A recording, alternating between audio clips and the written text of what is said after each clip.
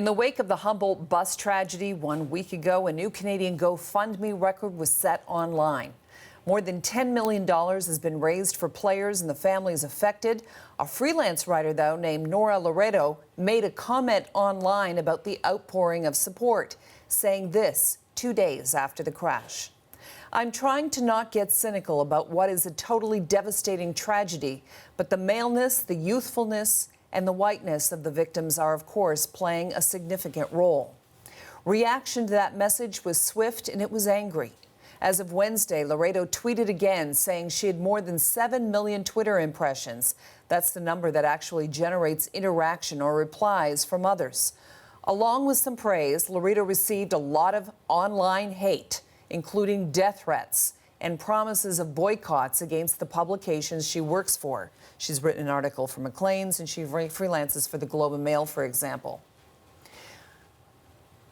All right, we're showing you a few of the messages available online here, and these are far from the worst. It's a problem we've seen before. Someone says something controversial online and it goes viral. And then the horde descends. As a country, is the level of discussion and debate falling because of that? And what should we do when the level is lowered to threats, death threats, and bullying? Let's hear from our panel. In Ottawa, Jeremy Diaz, he is the executive director. Jeremy is the executive director of the Canadian Centre for Gender and Sexual Diversity. In Toronto, Brittany Andrew-Amofa is a senior policy research analyst at the Broadbent Institute. And in Toronto is Michael Coren, author and columnist. We reached out to Nora Laredo for a response to all that's happened this week. Here's what she had to say. As a writer who tackles systemic oppression, racism, sexism, etc., no one who follows my writing was surprised by my tweets. Inequality follows us in death as it follows us in life. But my tweets have been misconstrued and smeared into the faces of so many in mourning. And I'm so angry and so sad that this has caused others pain. No one should face what I have. Tens of thousands of messages, death threats, threats to my family, phone calls, and threats to my various employers. The messages have been mostly vile. This is the cost of daring to mention systemic racism in Canada, and it shows that we have some very deep reflection to engage in once we allow for the necessary space for mourning. All right, Brittany, let me begin with you. What do you think of the terrible backlash to Nora, and do you think she, and her response? Well, first, I do want to say that that was a very powerful statement, and she said some really true and valid and authentic statements or words within that statement that I think we should reflect on. And those words are inequality, systemic racism, and the fact that she's been experiencing violent threats. And this isn't new for anybody who speaks out against injustices within this country. There's always a risk that comes with that. And particularly when women, people of color, racialized communities, indigenous communities, when they do speak out against systemic racism, they often risk having these type of violent tweets issued towards them. So what I think about all of this is, yes, the tweet may have been inappropriately timed, but nobody deserves what Nora has gone through over these last couple of days. Have you experienced it yourself, Brittany? Yes, I have. Yeah. I have. Anybody, ask individuals who constantly speak out against injustices within this country, especially within a public way, often are always risking, it's often at a risk of themselves and the people who are upset about maintaining the status quo within this country. Michael, what do you think? I think the timing was probably ill-advised, but if you read what she said, she was in no way diminishing the grotesque horror of what happened. She was acknowledging, as any sane person would, how grotesque it was. What she was pleading for is a leap of empathy so that every community, every person who suffers should be treated with equal compassion and love. And look, we have to be honest here. When it comes to, for example, Indigenous women disappearing, being murdered, inner city black kids, gay men in Toronto's village, is that same compassion and love and shared grief observable? I would say not, but that's in no way to diminish what happened.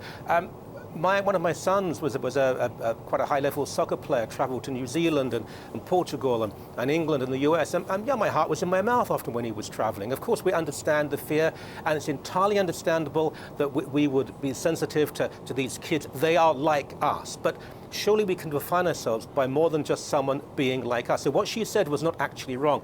Now, the response to her, and I've corresponded with her a bit since all this happened, has been extraordinary. Vicious, misogynistic, racist. There were even anti-Semitic attacks. She's not Jewish, but some of these people were so manic and so violent. And I think this is a point that has to be made. They were so compassionate towards the people who died in Humboldt that they wanted to kill someone. They were so sensitive to other people's grief that they were screaming for someone to be killed and going after her family.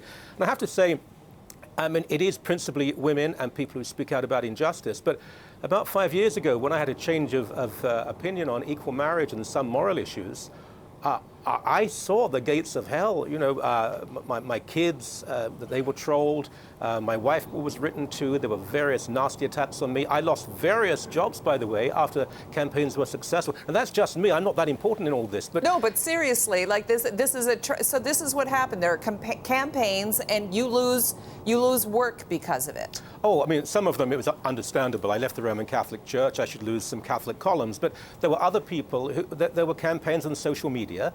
And most papers, if they're not a big enterprise, if they get a couple of dozen letters orchestrated by a central organization, they feel threatened. And then, of course, the call to withdraw advertising and boycott. And if you don't have the facility to fight back, yeah, people will say, I'm sorry. We really are. We're apologetic, but we have to let you go. This is the mob mentality created by social media. Look, the best thing about social media is it's uncontrolled and unedited. The worst thing about social media is uncontrolled and unedited. Right. Yeah, okay, speaking of which, I'm going to come to you in a second, Jeremy. This is a statement from Maclean's magazine saying, we'd like to clarify that contrary to misinformation, Nora Laredo has never been an employee of Maclean. She's a freelance writer who published one article on our website a few months ago. We had nothing to do with her extraordinarily inappropriate tweet regarding the Humboldt tragedy. We'll have nothing else to say on this matter or at the current time because we do not wish to distract from the tributes and grief being expressed on behalf of the victims, nor do we wish to feed into the torrent of abuse that Ms. Laredo has been subject to since publishing her tweet. Jeremy, your opinion on all of this backlash?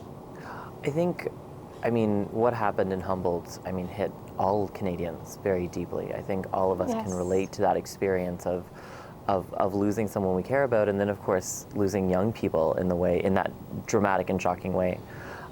I think the social media sphere is not the best place to have these sort of intellectual dialogues. And it's very difficult to have these conversations when we're feeling so deeply. It's very difficult to have these conversations when we're outpouring our love and support for people.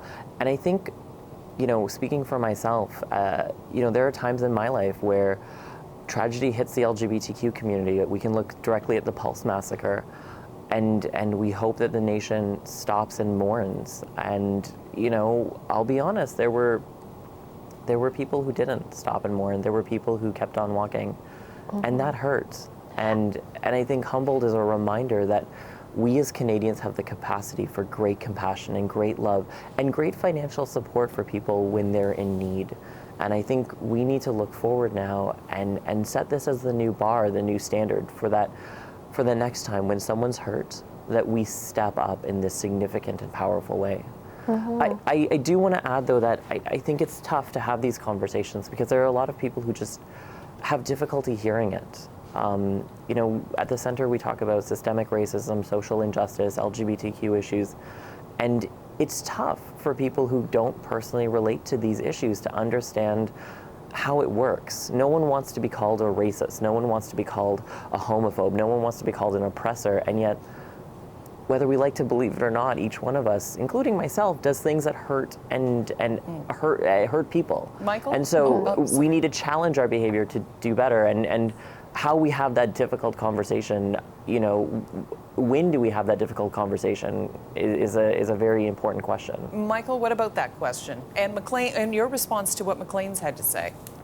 Well, I write for Maclean sometimes, and I think, and Look, they're in a very difficult position, and what they've said there, if you think about it, they've hedged their bets, but that's probably about the best you can ask for. And they're not directly involved in this. They've been brought into the equation, but it's not really their issue. And I don't think they've been particularly unfair. The notion of free speech, and this is something else that has to be said, both left and right can be oppressive and rude and abusive and vulgar. Anyone who thinks it's only the right or only the left doesn't understand social media and the nature of politics.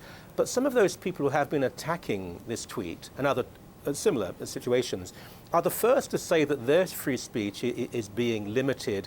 For example, the Jordan Peterson issue. Here was someone who's got millions of people now around him who says a champion of free speech.